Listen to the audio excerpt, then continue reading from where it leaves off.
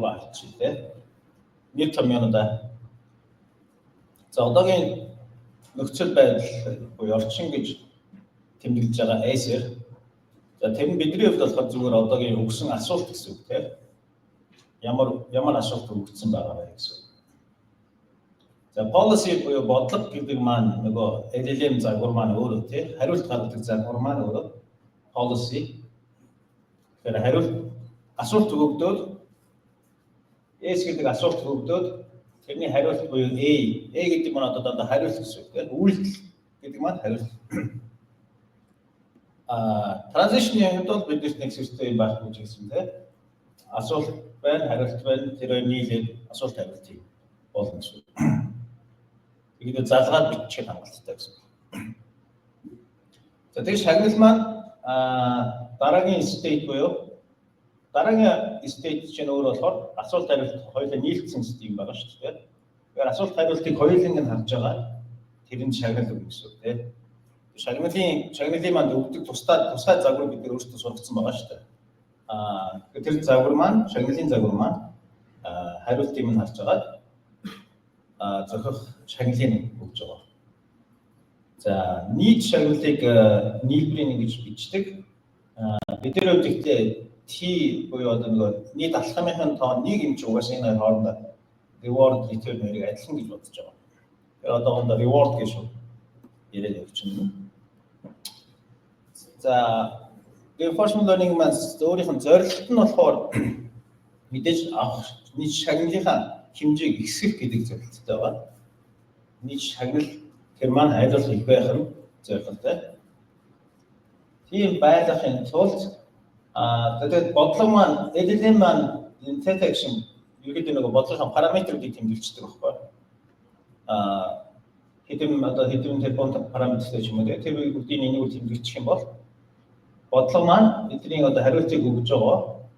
Тэгээд зорилт нь болохоор шагналыг айлгал ихсгэх тэтагийн утгыг олгож байгаа гэсэн. Энэ ерөнхийдөө зорилт нь тийм. За мэдээж тэгээд уламжлал аваад явчих гэхээр шагналаас маань уламжлал авах боломжгүй нэгдүгээрт. Одоо шагналаас уламжлал авах боломжтой юм шиг. Яг энэ чинь шагналын маань өөрөө neural network загвар байгаа шүү дээ. Тэгээд гол нь энэ үйлдэл маань өөрөө тасралт зүгээр тоон утга биш шүү дээ. Чинь бичвэр байгаа тийм. Текст үгнүүдийн сонголт. Тэгэхээр тэрүүгээр уламжлал авах боломжгүй. За тэгээ ингээд дууссан байгаа ч гэдэг. Одоо тэгээ уламжлал авахгүй чи яаж энэ нийт шагналыг ихсгэх вэ гэдэг асуудалтай тулгарсан тийм. За тэгээ энэ дээр одоо энэ хамгийн чухал юу орж ирнэ? Хамгийн чухал хоёр слайд. Reinforcement algorithm байгаа. Маш энгийн. Тэгээд ерөнхийдөө reinforcement learning-ийн хамгийн одоо түгээмэл хэрэглэдэг алгоритмуудын нэг. За товчлоод нөгөө одоо асуултаас хариулт өгж байгаа нь бодлогоо зүгээр ингээ нөгөө PA гэж биччихтэй. Энэ маань нөгөө магадлал тухайн одоо нөгөө үйлдэл хариулт хоёр гэдэг нь солиод яриад байгаа шүү дээ. Тухайн үйлдэлийг сонгох магадлал гэсэн үг. Загвар маань мэдээж олон янзын үйлдэл хийж болно. Тэр болгон маань магадлалаар илэрхийлж байгаа тийм. Ямар магадлалаар ямар үйлдэл хийх вэ? За тэгвэл загвараас маань анх нийт дундаж шагнал хэрэг бэ гэдгийг бид нар хэмжиж болно. Яг тэгвэл үйлдэл сонгох дараагийн удаа дахиад хийхэд өөр үйлдэл сонгоно шүү дээ. Гэх мэтчлэн олон удаа ингэж хийгээд тахад өөр үйлдэл сонгоод тэр болгон маань өөр шагналтай. Тэгэхээр дунджаар ямар шагналтай юм бэ гэж бодох юм бол тухайн үйлдэл болгон дээр тэр үйлдэлийн шагналыг өөрийнх нь магадлалаар бодчих юм шүү дээ. Бид нар нөгөө Улаанбаатар гэж жишээ аваадсан тийм. Нийслэл Монголоос нийслэл. Улаанбаатар 50% гэж хэлсэн бол тийм. Өндөр Улаанбаатарын шагнал 50%. Тэгээд нөгөө хоёр бас боломжийн шагналуудыг бас өөрсдийнх нь магадлалаар үйлчлэх юм шиг тийм. Тэгэхээр нийт дундаж шагнал маань юм. Энэ дундаж шагналыг бид нэр ихсгэх хэрэгтэй гэсэн үг тийм. За мэдээж боломжгүй гэж хэлсэн боловч эндээс уламжлал авах уламжлалыг барагцаалж бодох боломжтой. Барагцаал гэдэг нь бидний яг утгыг олж чадахгүй ч гэсэн ойролцоо утгыг бодох боломжтой гэж. Тэгэхээр энэ дээр маш энгийн тийм нэг юу орж ирж байгаа. Математикийн трик юм уу те? Бидний 10 жил үзсэн трик маань орж ирж байгаа. За. Функц маань юм те? Бидний одоо сонирхоод функц. Бүх боломжтой үйлдэл гэсэн. Бүх боломжтой хариулт гэсэн үг. Бидний тэр асуултанд хариулж бол тэр болгоны магадлал харгалзах нь юу? Тэр магадлал тэр үйлдэлийг шагнал. За эндээс уламжлал бодох гээд үзье зурглал бичиж тий. Уламжлалыг ингэж тэмдэглэдэг байгаа. Юугаар уламжлал авч байгаа вэ гэхээр бид параметруудын хувьд уламжлал авч байгаа тий. За ингэ бичиж. Энэ хоёр тэмдгээр уламжлалыг бид зөв тэмдэглэж байгаа гэсэн уламжлал авах гал. За би болохоор шууд энэ нийлбэрийг бол гадна талд нь гаргачлаа. Уламжлалын үйлдэлийг юм нийлбэрийн үйлдэлтэй бол наан цаана гаргаж сольж болдог байна тийм. Тэгэхээр уламжлалыг бол бид 10 жил үзсэн шүү дээ. Тэгээд функцийн уламжлал хэд хэдэн юунууд байдаг тийм бодох аргууд байдаг. За энэ дээр энийг бол зөвшөөрж гэнэ тийм уламжлалыг бол энэ хэсгийг ойлгох юм бол хамгийн чухал эсвэл байна. Би дараа тэгтэл би нэг уламжлалыг гадна гаргаад юу магадлалыг гадна гаргаад биччихлээ. Энийг яаж ийм вэ? Яагаад юм бэ гэдгийг мэдж байгаа юм байна. 10 жил үзсэн дээ та нар математик хичээл дээр.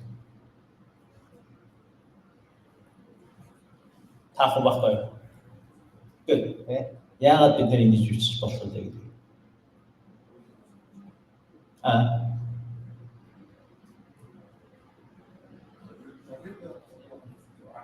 Тэ? Логарифм уламжлал тэ? Логарифм уламжлалаас анчаад болчихж байгаа.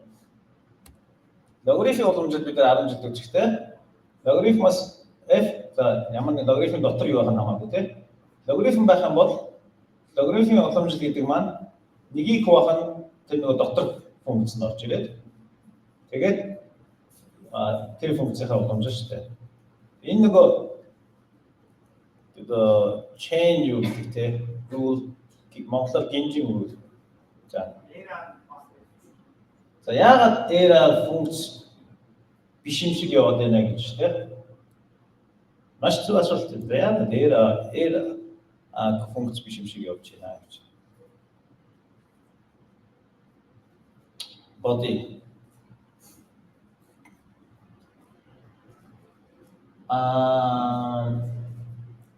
энэ эраас уламжлал авч байгааг бодчих бол энийг яг энэ ард бичсэн байгаа шүү дээ. Бид уламжлалын уралт ч юм уу бичээгүй юм л дээ.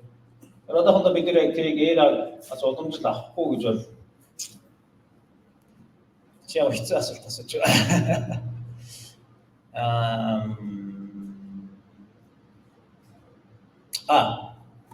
Мэдлээ. Яагаад эраас уламжлахгүй вэ? Тэтэр юу нэ?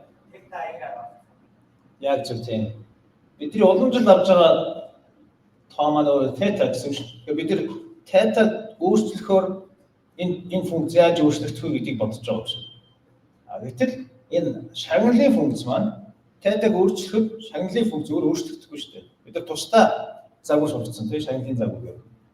Тэгэхээр энэ функц чинь тэтэг яаж ч өөрчилж ийсэн ерөөсөө өөрчлөлт гарахгүй гэсэн. Тэгэхээр тэндээс уламжлал авах шаардлагагүй гэсэн. Нэг зүгээр тогтмол тоо гэж үзэж байгаа. Тогтмол тоо бол зүгээр уламжлалын гадна гарчиж болдог тийм. Ганцхан тетагаас хамарж байгаа ганцхан юм маань энэ одоо нөгөө загварын тэр үйлдэлийг сонгох магадлал биш үү? Магадлал энэ маань ганцхан уламжлал авах боломжтой.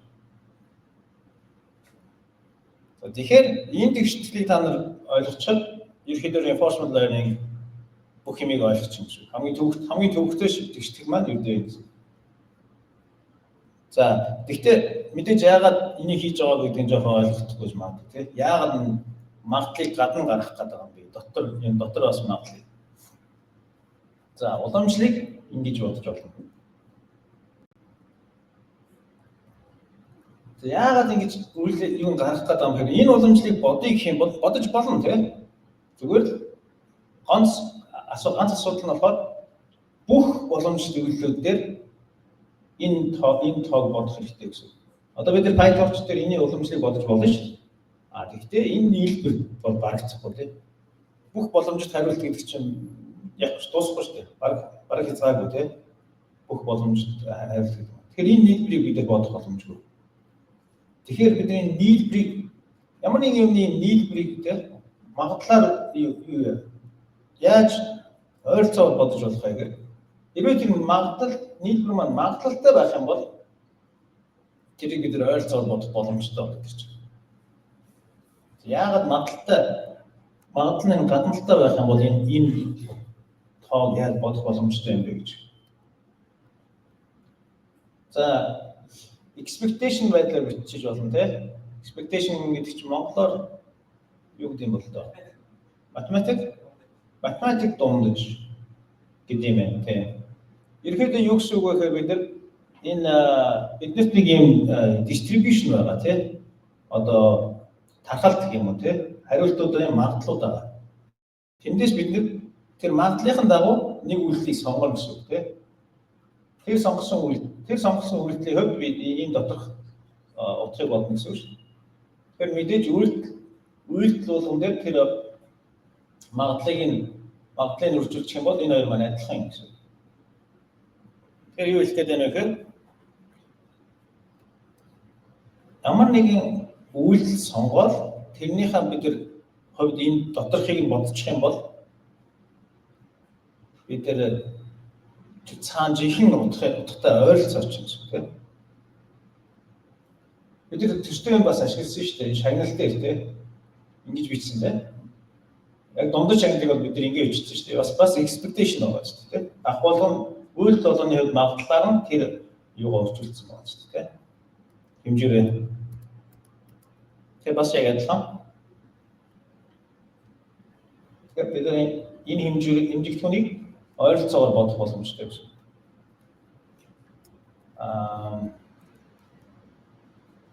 Тэгэхээр энэ тэмдэглэл маань юу гэдэг олон үйлдэлүүдийг олон сампл хийгдсэн маань жинхэнэ утга руугаа төгөж очих гэсэн үг тийм. Энэ нийлбэр дээр олон сонголт хийх тусам олон одоо хариулт сонгож аваад энийг бодох тусам төгөж очих. Гэхдээ нэг үйлдэл байсан ч гэсэн ерөнхийдөө багцаалч гэсэн бидний утгыг. Тэрас ажрно. Судлаа. Энэ тэмдэглэлээ жоохон үзээгүй байж магадгүй тийм 10 жил.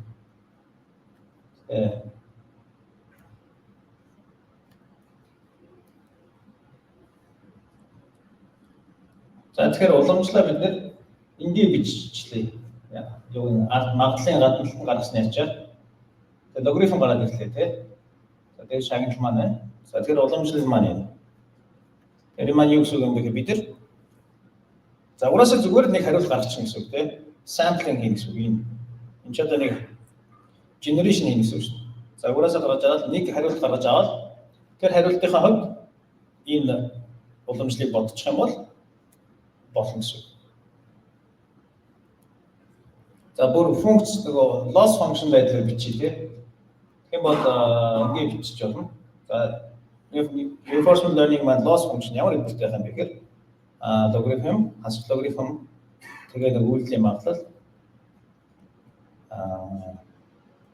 уламжлал маань энэний уламжлалыг авах юм бол энэ нөгөө сонголт хийж байгаа шүү дээ бид нар хариултаа сонголт хийж байгаа. Энэ маань зөв нөгөө бидний сонголт хийж байгаа үйлдэл болохоор эндээс уламжлал авах гэж байхгүй шүү дээ. Энэ бол гаднаа бичиж байна. Тэгэхээр энтэй таарч байгаа шүү дээ. Дэйт дот 2. Тэгэхээр бид нар зөвхөн ийм зорилт функц loss function ийм loss function ашиглаж болно. Явсаар маш энгийн юутай болчихж байгаа loss function дээр. Бас л нөгөө бидний харж заншсан логарифм те. Бас яг тэмдэг нь хасах болсон байгаа те. Тэрийг бол мэдж байгаа шүү дээ. Ягаад тэмдгийг би хасаад бичсэн гэхээр би одоо нөгөө энэ талаар алдагдлын функц байгаар бичсэн байхгүй. Тэгэхээр би энийг багасгах гэж байгаа гэсэн. Өдний болтлын дээр бичихтэй бид чинь нөгөө шагналаа ихсэх талаар ярьж ирсэн шүү дээ. Тэгэхээр ихсэх багасхаа сольж байгаа юм чинь тэмдгийн солих хэрэгтэй шүү. Тэгэхээр бид нар энергийг багасгах хэрэгтэй гэсэн. За ингээд reinforcement learning-ийн юу дуусчих гэсэн үг тийм. Яаж хийх юм. Гэхдээ баг дуусчих гэсэн. Одоо жоох юм хэлсэн тийм. За орчин буюу одоогийн байгаа нөхцөл байдал. Бидний хувьд энэ болохоор асуулт тийм. Асуулт орж ирлээ. Policy юу биднэрт нөгөө language model маань байгаа. Тэрнлүүгээ асуултаа өгөөд нэг хариултыг сонгоод авчих гэсэн. Тэгэхээр энэ дээр маш анхаарах хэрэгтэй. Бид нэр сонгохдоо яг энэ томьёоны дагуу сонгох хэрэгтэй тийм. P-гээс А гэдэг нь яг зөв одоо нөгөө яг магадлалын дагуу сонголт хийх хэрэгтэй гэсэн. Тэгэхээр энд юу хийж болохгүй вэ гэхээр жишээлбэл температураа өөрчилж болохгүй тийм. Температураа өөрчлөөд бага температураар бид нэр сонголт хий гэдэг юм уу. Тийм байдлаар энэ хийж болохгүй. Заавал загварынхаа гаргаж байгаа магадлалын дагуу сонголтоо хийгээ гэсэн. Хариултаа гаргая гэсэн. Энэ маань нөгөө би түрүүний хэлсэн on policy гэдэгсэн шүү дээ. On policy гэдэг маань энд гарч байгаа. Яг энэ тэгштгэл зөв байхын тулд энэ P чинь яг энэ адилхан P байх хэрэгтэй байна тийм. Тэгэхээр өөр загвар бид ашиглаж болохгүй гэсэн. Хуучин загвар ашиглаж болохгүй гэсэн. Энэ яг адилхан байж иж энэ томьёо зөв болно тийм. Энийг бид өөрчлөх боломжгүй. Тэгэхээр on policy буюу яг одоогийнхын загвараас хариултаа яг магадлалын дагуу сонголт хийх хэрэгтэй. За ингээд нэг хариулт сонгочлоо. За орчин буюу одоо биднэрт болохоор шагналын загвар байгаа шүү дээ. Шагналын загвар маань энэ хариултанд харгалзах биднэрт шагналын маань өгнө тийм. За ийм шагнал өгч байна. Тэгэнгүүт бид нэр одоо энэ функцийн алдагддаг функцийг бодно гэсэн үг тийм. За энэ бол зөвхөн тоо шүү дээ тийм. Тоо утга байгаа. Тэгээд энэ бол загварын маань гаралт шүү дээ тийм. Магадлал загвар маань магадлалыг гаргаж байгаа шүү дээ. Distribution. Тэгээд энэ бол ингээд уламжлалтынхаа бодоод loss function-ыг бичээд ингээд уламжлаа бодоод сургалтаа хийчихнэ гэсэн үг. Тэгэхээр бид нар одоо яг өмнөх юунууд адилхан тийм одоо нөгөө pre-training SFT интертер бид нэр сургаж ирсэнтэй адилхан ганцхан юу өөрчлөгдөх юм бэ гэхээр loss function арай өөр гэж. Loss function дотор чинь reward ороод ирж байгаа гэсэн. Өмнө нь бид нар reward гэдэг байгаад зөвхөн юунаас үстэй зөвхөн log p байсан шүү дээ. Санжино юуны negative log likelihood loss байсан тийм. Тэр маань ердөө энэ уртлын хэсэг юм чинь. Одоо бид нэг тийм нэмэгдээд үржих нь шагнал гэдэг юм л орж ирж байгаа. Өөр ялгаа байхгүй. За мэдээж ялгаа өөр том ялгаа нь мэдээж энэ онлайн байх шүү дээ. Эндээс заавал сонгох шүү дээ. Бид нар SFT дээр тийм байгаагүй. Тэгэхээр тэр бас тэрийг мартаж болохгүй. Если та нар температураа өөр тавьчих юм бол энэ сургалт ажиллахгүй гэсэн үг тийм. Тэгэхээр бусдаар бол ерөнхийдөө адилхан. Тэгээд асуулт за.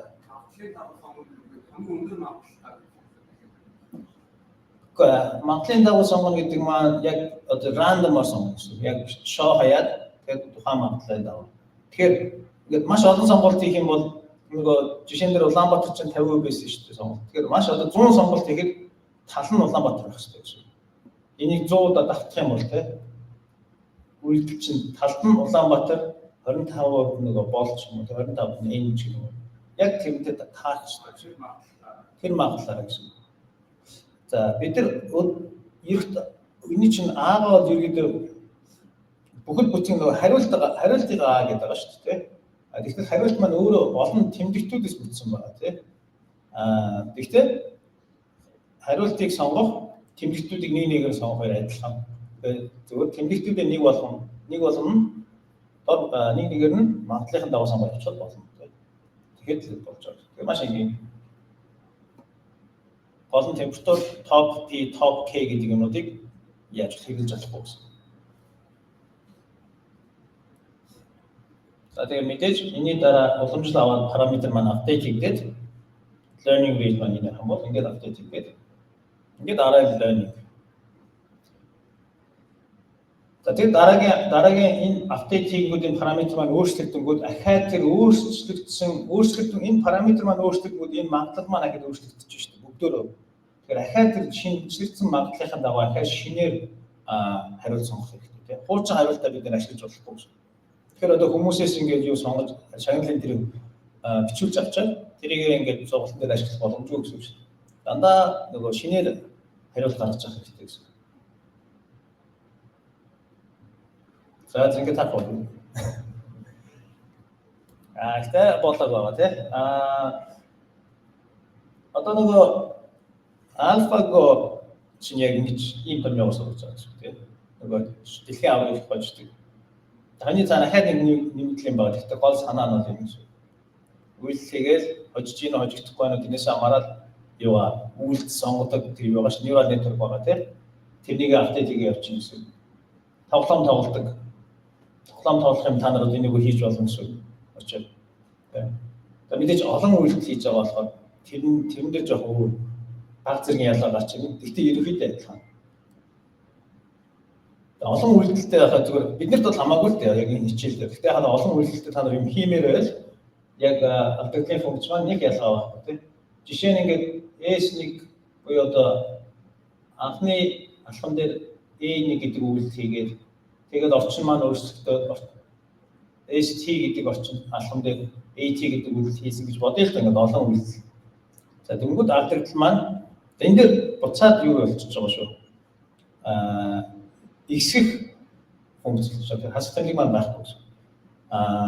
За нөгөө яг шагналт нийт шагналаа бичиж гэсэн. Одоо алхам бүрт авч байгаа шагналуудын хооронд бүгдийг нэмсээр хагаад нийт шагналаа бодчихж байгаа тийм. За тэр маань тэгээ энд болохоор үйлдэл болгоны юу вэ штэ магадлалыг хооронд нь үржүүлсэн гэсэн үг тийм.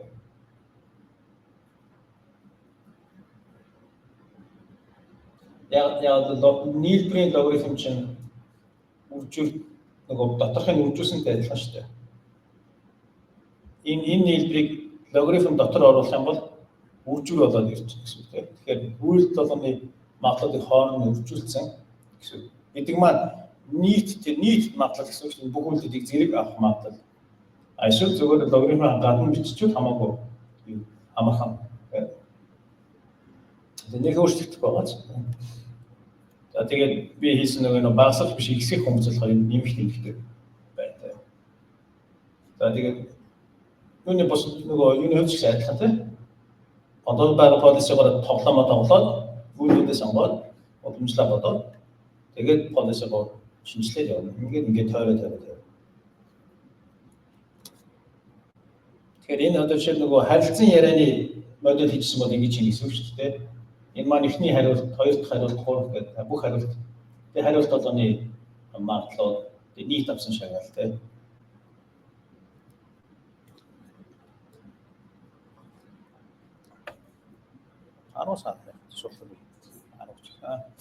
За on policy гэсэн тэгэхээр мэдээж яг одоо байгаа загвараас үйлдэл сонгох хэрэгтэй гэдэг маань удаан болчихсон гэсэн үг тийм. Та нар SFT fine tuning хийж авах чинь маш хурдан байсан шүү дээ.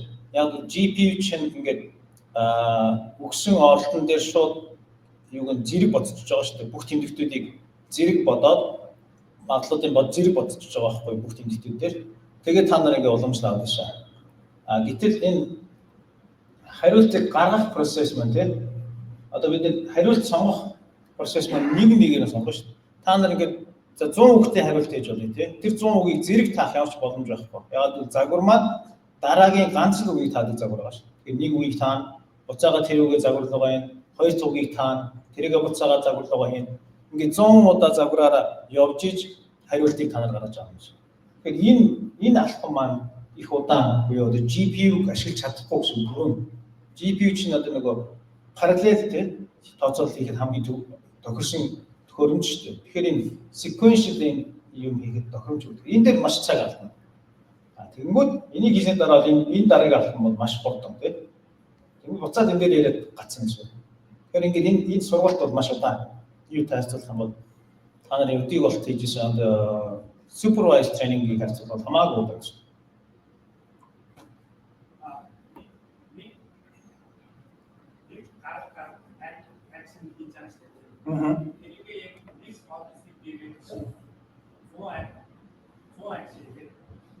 Зон юу гэдэг? Batching гэж байна.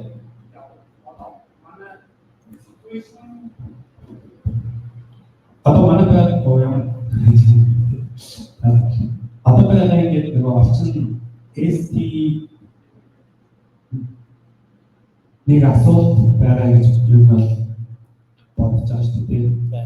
Тэгвэл нэг биш шиг 100 асуулт зэрэг хийж шүү. Тийм. Дуудлаа гэдэг байна.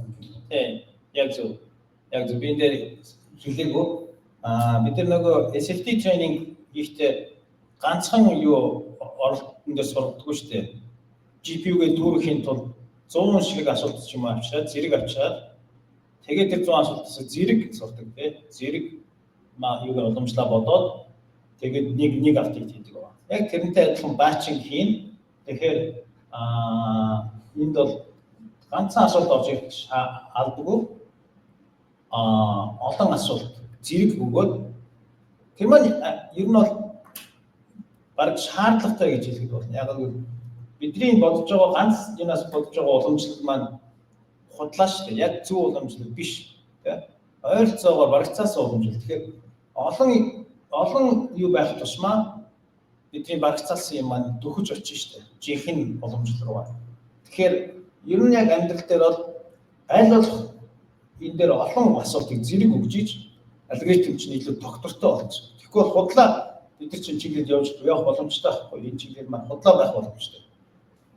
Тэгэхээр GPU-нд аль болох багтах хэмжээний олон асуултыг өгөөд асуулт болгон дээр харгалзах хариултуудын сонгоо гаргаж ирээд тэгээд энийг бүх юм дээр бодчихсон шүү дээ. Лосо бүх асуултан дээр бодоод нэмээд дундчлаад тэгээ уламжлаад байна. Яг адилхан батчинг хийдэг.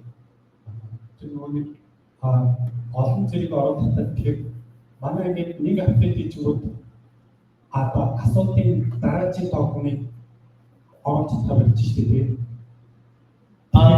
Эпок болгон дээр нэг л удаа апдейт нөгөө миний байц биш баг full batch training хийж байгаа юм шиг байна.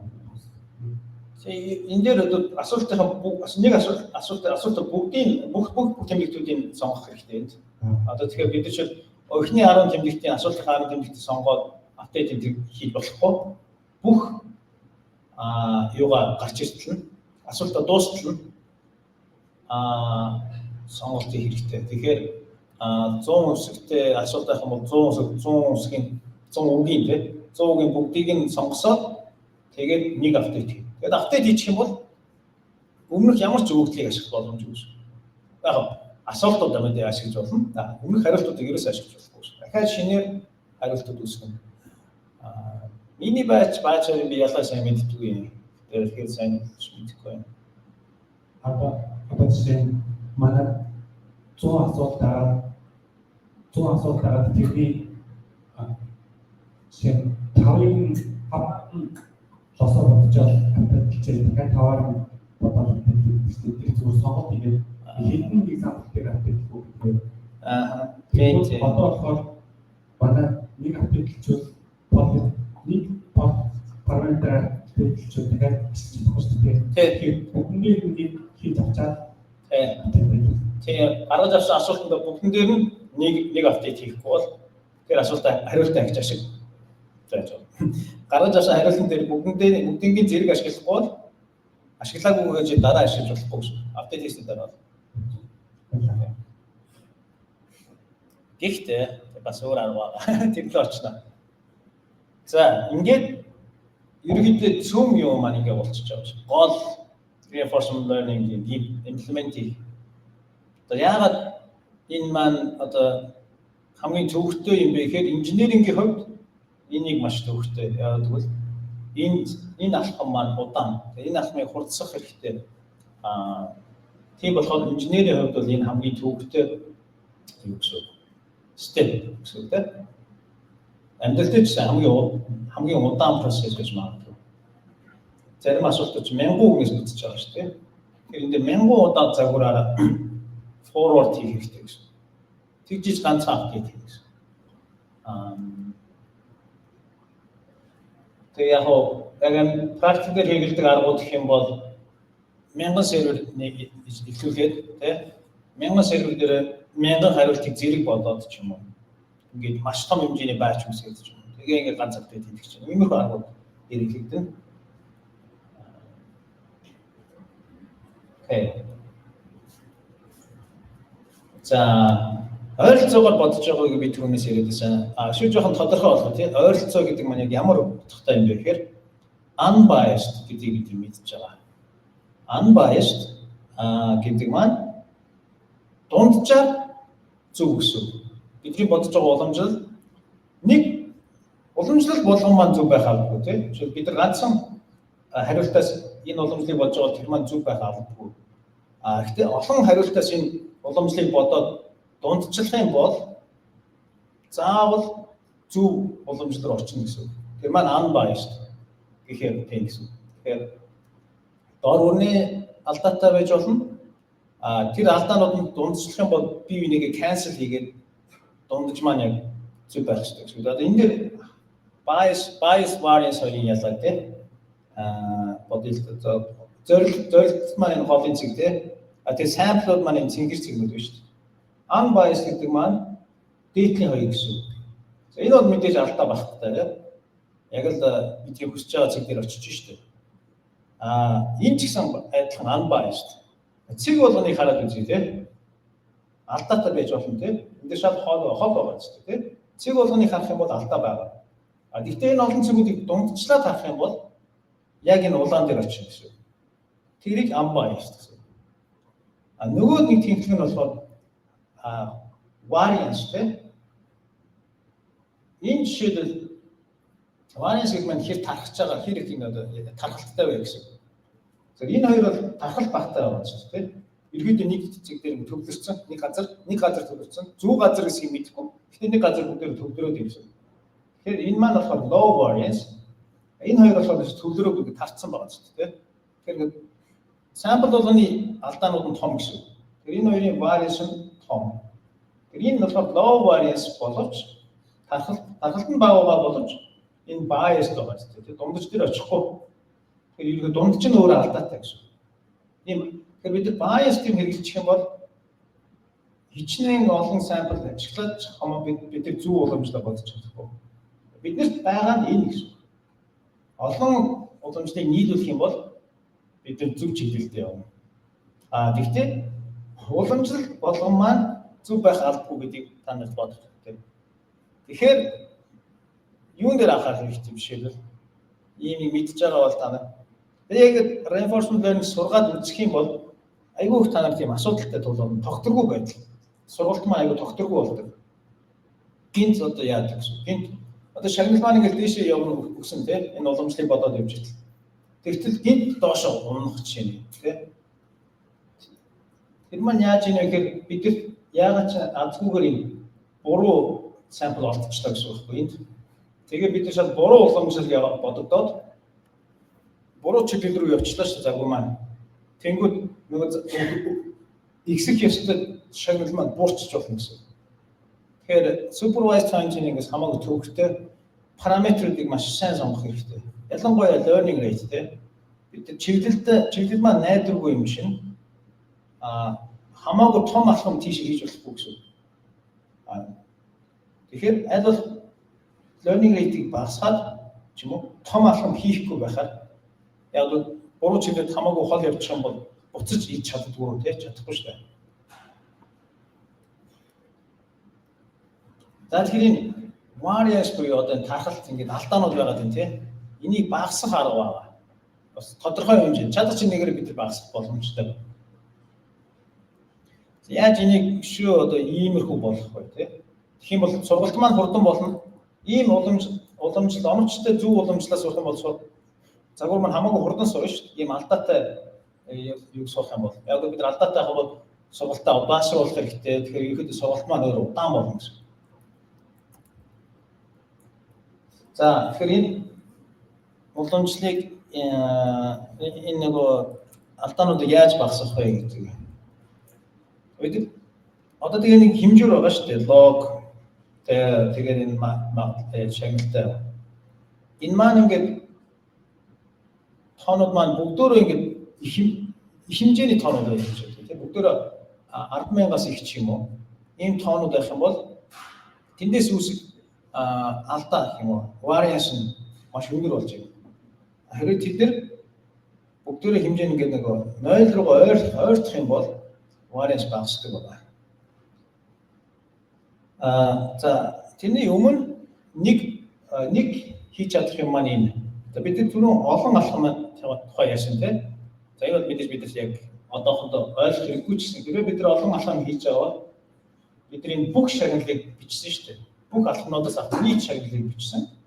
Тэгээд тэрнийг үйлдэл болгон дээр яаж байгаа тийм үржүүлж байгаа. Гэтэл тэн дээр энийг өөрчилж болно. Бүх шагнал биш зөвхөн ирээдүйд авах шагнал гэсэн. Яагаад бид нар өнгөрсөнд байсан шагналыг эндээс хасчиж болж байна вэ гэхээр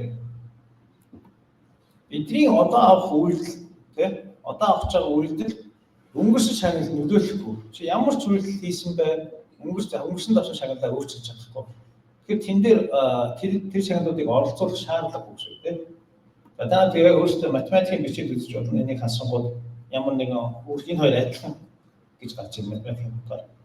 Яг л юу маань шагналууд маань энэ тухайн үйлдэлээс хамаарахгүй болохоор.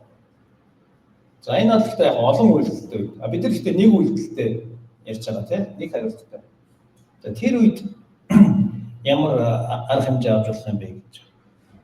За нөгөө алдагдал биш одоо энэ болохоор objective тийм зорилт функц манай магадлал лог магадлал тэг шагнал байгаа тийм. Энэ дээр бид нар ямар нэгэн юмыг хасах нэмэх юм тийм байдлаар нэмчиж болно. Гэхдээ гол анхаарах юм маань энэ функц маань ганцхан ST буюу нөгөө бидний хувьд бол асуулт шүү дээ. Асуултаас хамаарах шүү дээ. Action буюу бидний үйлдэлээс хамаарах ёсгүй. Тэр үйлдэлээс хамаараагүй ямар нэгэн байх юм юу ч байсан бид нар хасч болно гэсэн. Энэ тоноос. Тэгэхээр эхлээд тэрийг математикийн үгээс харуулчих тийм. Яагаад бид нар ингэ энд юм хасч нэмээд байхад би энэ тоо маань өөрчлөгдөхгүй гэж хэлж байгаа байхгүй би. Энэ нийт бидний бодох гээд байгаа юм маань ямар ч өөрчлөлт орохгүй. За ингээд математикийн бодоод үз. Яагаад юм бэ гэхээр иргэд нөгөө магадлалын маань энд яг нөгөө нийт шагналуудын дунджийг хасчих тийм. Тэр маань юунаас хамаарахгүй. Одоогийн үйлдэлээс хамаарахгүй тийм дундаж шагнал гэсэн. Одоогийн сонголтоос одоогийн үйлдэлийн биш нийт үйлдэлүүдийн дундаж гэдэг ч юм уу тийм. Тэгээд ингээд бодоод үзэхээр зөвхөн энэ артлын хэсгийг бодоод үзье л да тийм. Битээ хэсгийг. Энэ бол угсаа анхнаасаа байсан тийм. Яагаад энэ битээ хэсгийг бид энд хасч болоод байгаа. За B-ийн тэр хэсгийг бодоод үзье. B тэгээд нөгөө үйлдэлийг сонгох. За policy маань магадлал байгаа тийм. За тэгээд log юм байна. За ингээд бичээд явж итэл ийм болчихж байна. 0 болчихж байна. За энэ нөгөө нийт бүх үйлдэлүүдийн хувьд нийлбэр энд интегралаар бичсэн байна. Нийлбэрээр бичиж болно тийм. Нийт үйлдэлүүдийн магадлалын нийлбэр.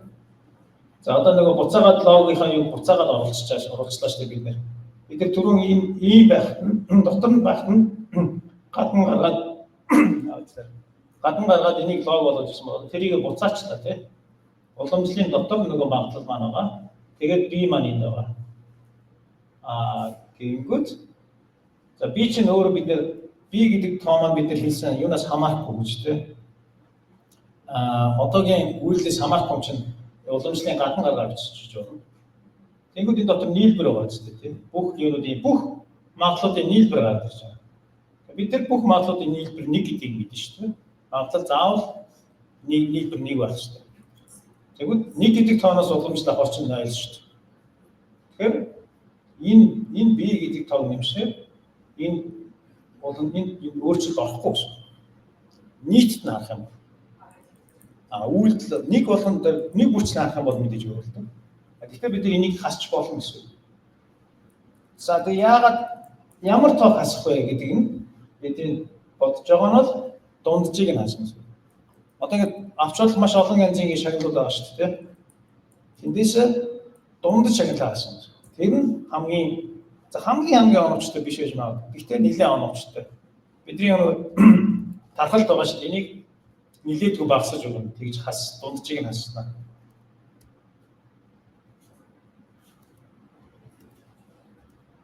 За нэг жишээ аваад үзье те. За энэ маань алдагдлын функц маань юм те. Log p. За шагнал маань за зөв хариулт буруу хариулттай жишээ байсан гэж бодъё те.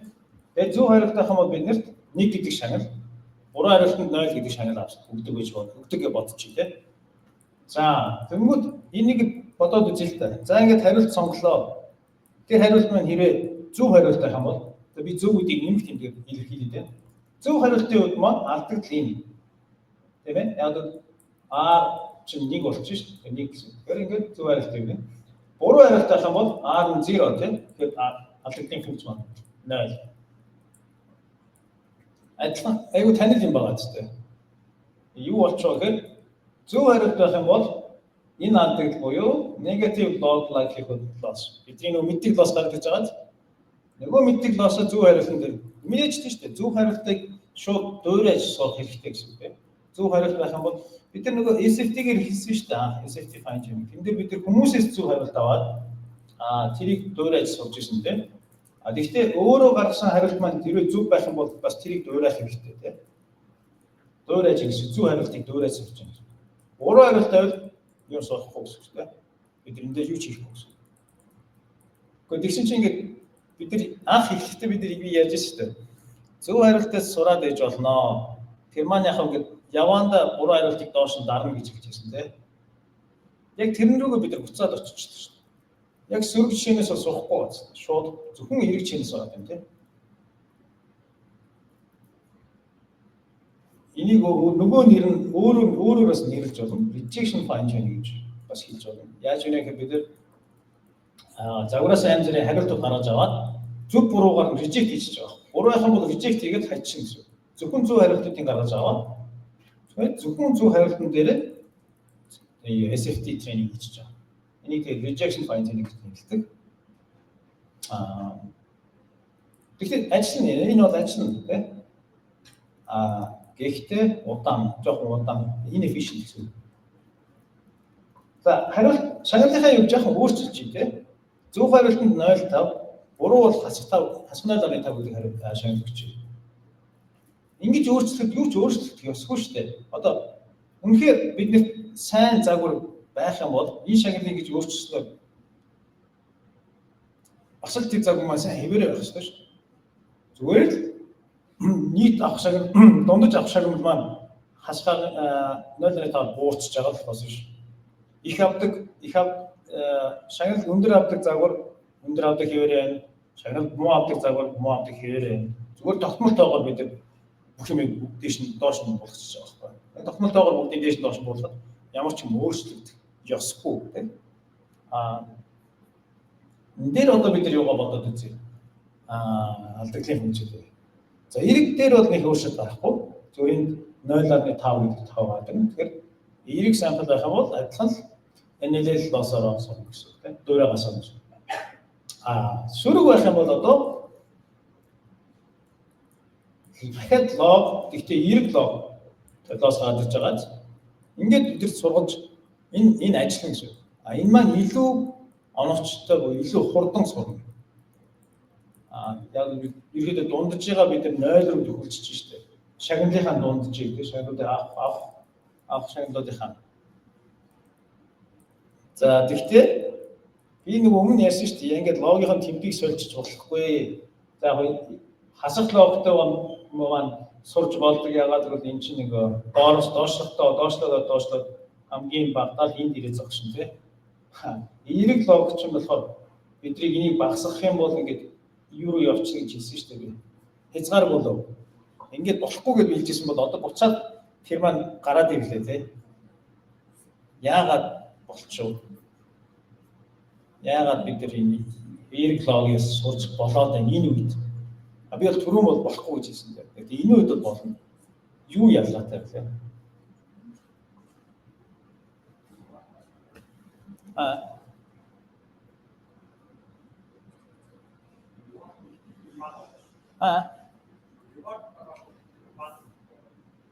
Reward-ыг бол 0 1 хасах нэг гэсэн ч болно тийм.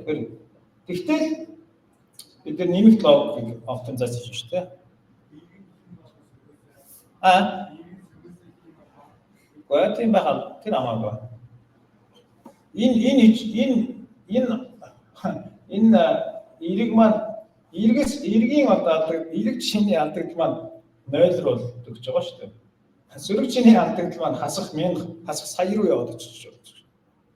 Тэгэхээр яг энэ яагаад энэ хасах сая руу очихгүй вэ гэдгийг та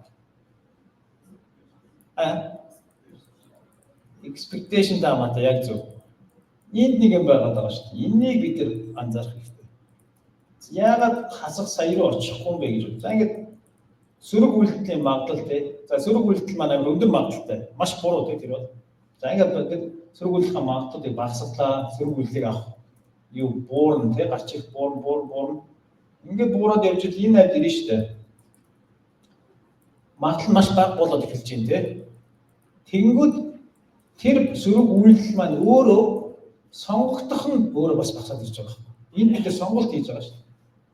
Тэгэхээр хэрвээ сөрөг тэр үйлдэл магадлал нь өөрөө бага юм бол өөрөө сонгогдохгүй гэсэн. Тэгэхээр хизээч энэ нөгөө багсан энэ дээр шууд хасах маяг тэр чим ирээд шууд доош буугаад авах боломж байхгүй. Яг л тэр өөрөө ахиж сонгогдоод ахаад уламжлал бодогдох магадлал нь өөрөө багасаад ирж байгаа.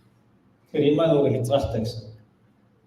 Тийм болохоор сөрөг ингэж энэ алдагдгийг энэ тохиолдолд ашиглаж болно. Энэ онлайн буюу бид дандаа одоогийнхоо юунаас сонголт хийж байгаа юм. Энэ дээр бас харагдж байгаа бид нар хэрэг өөр юунаас сонголт хийх юм бол хуучин загвараас тэг бидний хуучин загвараа энд тогтмол барьчих юм бол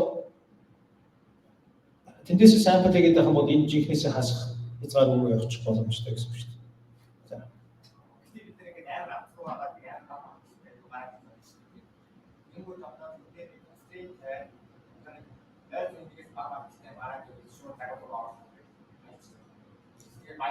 Байс үсч юм шүү. Тэгэхээр ийм магадлалаас айгүй бага магадлалтай юм чинь би чамаас сурахгүй гэд хасчих юм бол нөгөө томьёо маань бүтгэл буруу болчих шүү дээ. Ямар нэг юм ингээд өөрчлөлт оруулж байгаа unbiased байсан юм маань biased болоод байгаа гэсэн. Тэгэхээр уламж маань ядаж дундчин зөв байсан бол одоо дундчин буруу болоод байгаа гэсэн. Тэгэхээр бас тэгж хасч болохгүй. Гэхдээ чиний хэлгээр зөв. Нөгөө айгүй ховор байх хэрэгтэй юм сонгогдож бас магадгүй шүү дээ. Тэгэх юм бол бид нар маш том юу гарч ирнэ те. Тэгэхээр би RL-ыг unstable гэж хэлээд байгаа байхгүй. Сурах үед гинт огцон өөрчлөлт орогдож ирж магадгүй. Тэрнээс хамгаалах бас янз бүрийн аргууд байгаа. Яг математикээр бодоод үзэх юм бол энэ бол хасах хязгаарлалт явах ёсгүй гэж тэгээд унтж байгаа л. За энэ дээр өөр асуулт байгаагүй тий.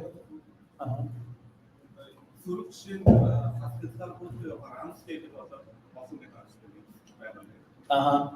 Эвдэр нь ажил. Гэхдээ энэ чинь бид багсаж байгаа болохоор энэ заавал энэ чиглэл доош явна ш. Доош яв, дээш явахгүй.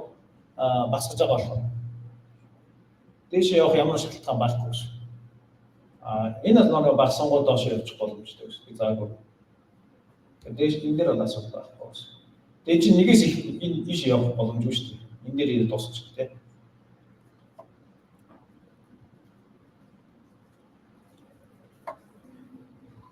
Би нэгэд бидний шагнал буюу энэ артлын хэсэг тий. Эс автоонуудыг аль бол бид нар дунджаар 0 руу дөхөх хэрэгтэй гэдэг байна. Тэгэхээр шагнал маань жишээлбэл зөв шагналт 100-г, буруу шагналт 50-ыг өгдөг байх юм бол тэгэхээр энэс маш их тийм юу гарч ирнэ шүү. Noise буюу одоо буруу алдаанууд их гарч ирнэ шүү. Тэрний оронд шагналуудаа бүгдийн нэг тогтмол тоогоор багасгаад тий. Одоо тогтмол байх жалгүй гэж хэлсэн. Энэ бид нар баталсан тий. Энэ бие тогтмол доош байх албагүй. Ганцхан одоогийн үйлдэлээс буюу одоо бидний хувьд бол хариулт гэсэн үг шүү дээ. Хариултаас хамаардахгүй функц байсан ч болно шүү. Асуултаас хамаардаг функц байсан ч болно шүү. Тийм болохоор бид нэр RL дээр value function гэж юм орж ирдэг. Value function гэдэг юм орж ирнэ. Энэ value function-ийн маань зөвлөх маань ер нь энэ b гэсэн. Энэ b гэдэг тоо. Энийг бид value function гэнэ. Тэгээд бид нэр ерөнхийдөө value буюу үнэлгээг ярьсан те юу юм бэ гэхээр дунджаар авах шагнал гэсэн үг те. Одоогийн яг нөхцөл байдлаас ингээд тоглох юм бол дунджаар бид нар ямар шагнал авах юм бэ? Тэгэхээр одоо шатар тоглож байгаа одоогийн хөлөг те чам жоохон таарам муу байдал орсон байж болно шүү. Тэгэхээр эндээс эхлээд чи 1000 тоглолт хий те. Яг нэг энийг зэгээс эхлээд 1000 тоглолт хийгээд дунджаар ялах магадлал чинь 0.3 байж болно те. Тэгэх юм бол тэр чинь value гэсэн үг. Тэгэхээр одоогийн байдлыг үнэлж чинь гэсэн үг. За мэдээж бид нар яг үнэлгийг яг нарийн бол мэдэхгүй те. Тэгэхээр таамаг гэсэн үг шүү дээ. Үнэлгийг дундаж авах одоогийн байдлаас эхлээд авах шагналын маань дундаж нь хэд юм бэ гэдгийг таамаг гэсэн үг. Дундаж шагнал гэсэн. Тэр үйлдэл сонгохоос өмнө гэсэн үг. Хариулт сонгохоос өмнө асуулт орж ирлээ. Энэ асуултнаас бид нар авах шагнал маань дунджаар хэд юм бэ гэдгийг бодно гэсэн үг. Амархан асуулт ороод ирэх юм бол бид нар тэндээс аюул ер нь дунджаар өндөр шагнал авна шүү дээ. Хэцүү асуулт ороод ирэх юм бол бид нар хариулт өгөн за тэнд бид нар 1000 хариулт бичихлээ. 1000 янзын хариулт сонгож гаргаж ирээд бүгднгийнх нь шагналуудыг бичээд дундчлах юм бол хэцүү асуултууд бидний бол дундаж маань доошлно шүү дээ. Тэгэхээр тогтмолтоо хэрэглэхгүй ядаж нөгөө оролтоос одоо нөгөө асуултаас хамаардаг функц байл арай илүү амждаг. Тэгэхээр бидний хувьд бол яг асуултнаас авах энэ асуултан дээр авах дундаж шагнал маань гэсэн. Тухайн нэг хариултанд биш. Хариултаа сонгоогүй байгаа. Сонгохоос өмнө тийм. Хариултаа сонгохоос өмнө за дундаж маань юу вэ гэдгийг бодно гэсэн. За мэдээж дунджаа мэдэхгүй шүү дээ. Яг бид яг нарийн бол мэдэхгүй. Тэгэхээр тэрийг тааварлах гэсэн. Ахаад нэг загвар орж ирэх гэсэн. Эдгээр өдөрт хоёр загвар байсан бол одоо ингээд 3 дахь загвар маань орж ирж байна.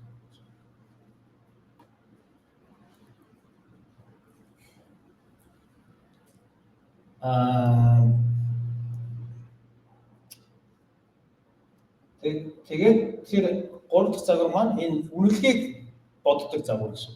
Үнэлгээг боддог загвар сургана бид нар одоо 3 дахь загвар болж байна. Сургаад тэр үнэлгээнд боддог загвар маань юу юм бэ гэхээр одоогийн асуултыг харна, зөвхөн асуултыг харна тийм хариултыг харахгүй. Асуултыг хараад за эндээс дундаж авах шагнал инээ гэдгийг таана.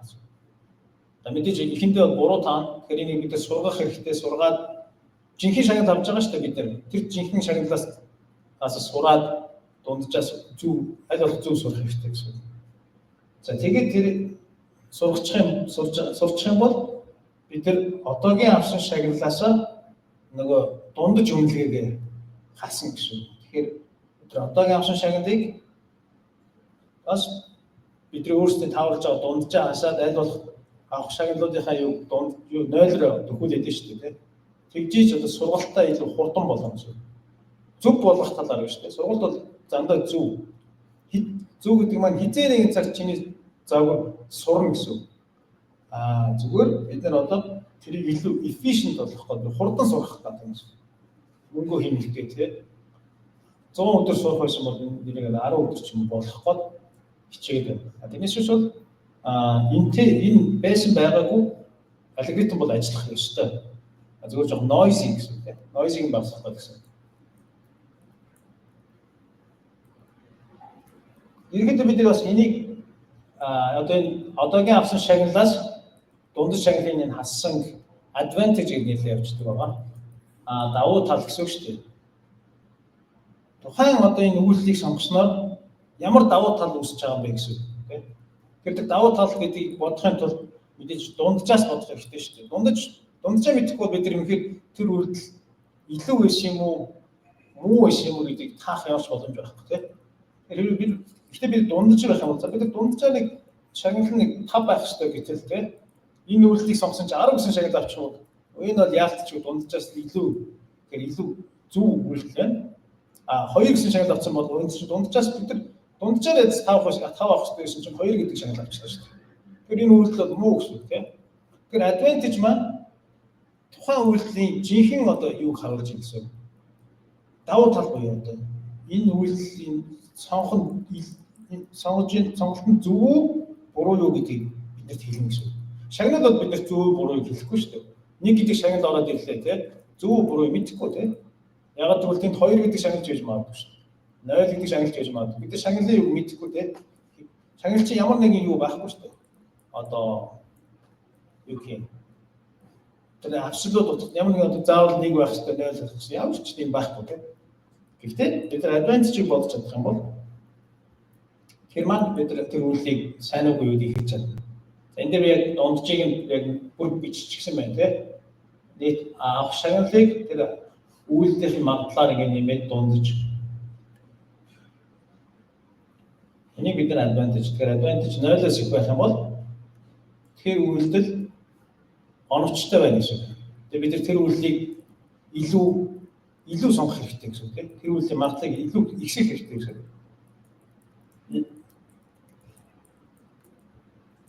Тэгэхээр энэ доторх 0 байх юм бол энэ доторх 0-оос их байх юм бол бид тэр магадлалыг ихсгэн шүү дээ. Нөгөө дуурайгаас оролцож байгаа гэсэн үг тийм. Энэ доторх advantage маань сөрөг доорх юм бол бид нэр яах вэ гэхээр тэр магадлалыг буураа явуулчихна гэсэн үг тийм.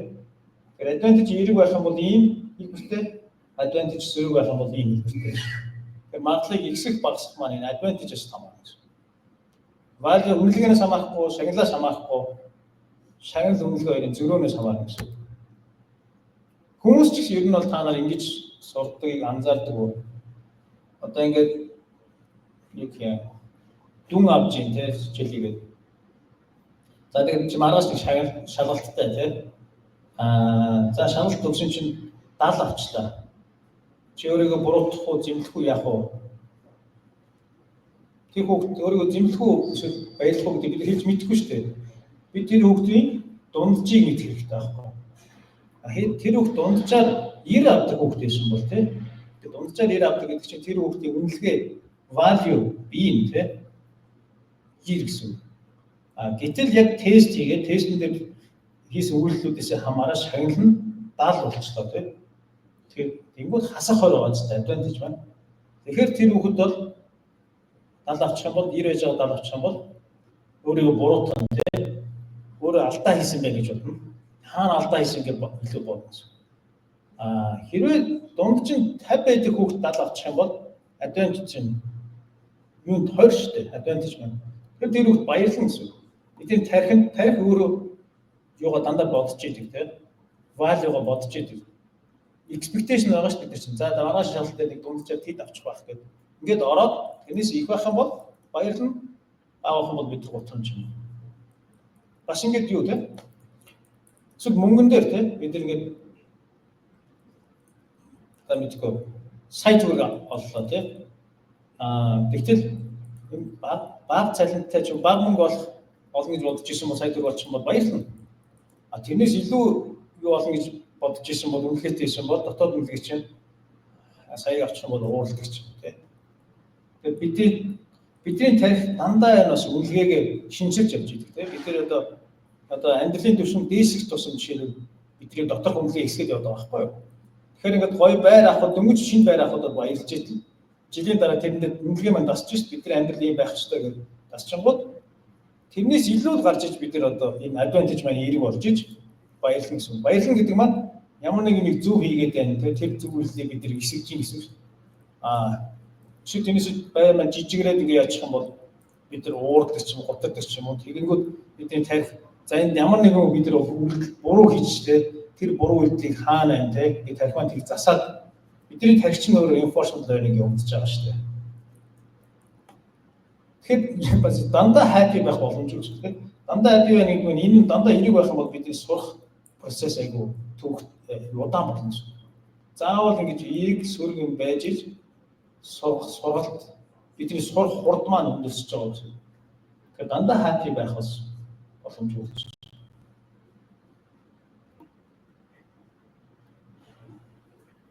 Асуулт авах тэгвэл асуулт аваа happiness-ийн талаар асуулт байна.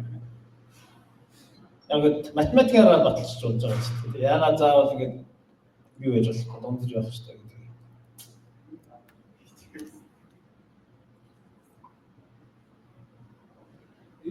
advantage чинь сая энийг гэдэг. Тий. За advantage гэдэг яг нэг юу нэр тамиг маань жоо төгтөө. Яг жинхэнэ advantage гэж байгаа. Тааварсан advantage байгаа. Value дээр ч гэсэн яг жинхэнэ үнэлгээ гэж байгаа. Бидний тааварсан үнэлгээ гэж байгаа тий. Шагнал дээр ч гэсэн тийм шагнал жинхэнэ шагнал байгаа. Бид нар тааварлаж байгаа. Тэгэхээр жишээлбэл энэ бол яг жинхэнэ advantage тий. Яг жинхэнэ шагналаас хасдаг нь яг жинхэнэ шагналуудын дундаж. Энэ бол жинхэнэ advantage.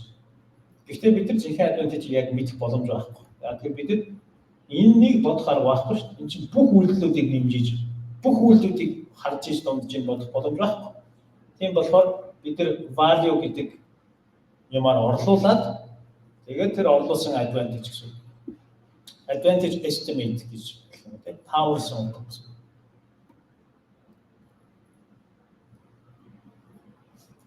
Асуулт байна.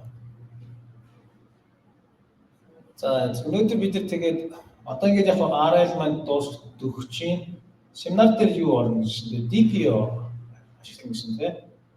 Тэгэхээр дараагийн лекцэн дээр бид нар энийг гэлц дуусгаад одоо нэг хэдхэн юм байгаа. Жижиг юм байгаа. Тэгээд DPO үзээд дараагийн лекцэн дээр чадвал амжих ёстой. Амжихгүй семинараа ингэж хийж чадах болоо. Гэтэ нэлээд шахуу явах юм шиг байна. Тэгэхээр брейк авчаад яг зөвлөх.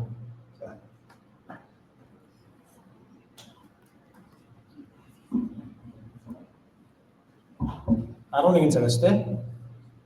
11 цагаас шүү. За.